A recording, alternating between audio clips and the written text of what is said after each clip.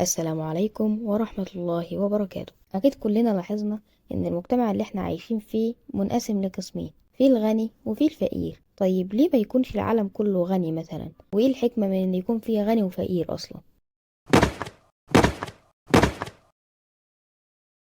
السلام عليكم ورحمة الله وبركاته. لو عجبك محتوى قناتنا ما تنساش تحط لايك وتعمل سبسكرايب عشان توصلك فيديوهاتنا أول بأول.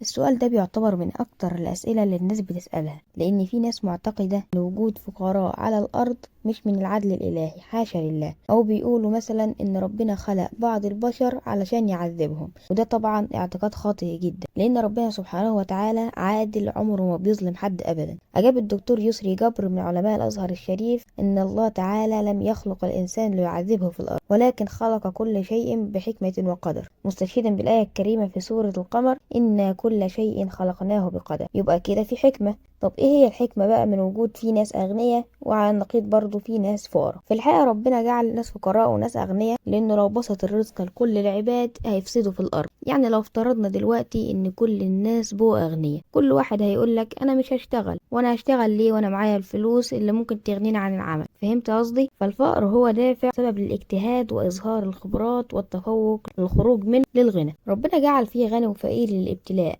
عشان يعرف مين اللي هيصبر على الفقر ويحمد النعمة ومين اللي هيتبطر على نعمة ربنا. ونفس الحوار للغني اللي معاه فلوس برضه، ربنا بيبتليه بالمال والنفوذ اللي معاه عشان يعرف هل هيستخدمهم صح وهيتصدق من المال اللي ربنا اداهوله، ولا هيقول ده تعب وشقاية زي ما عمل قارون قبل كده بالظبط.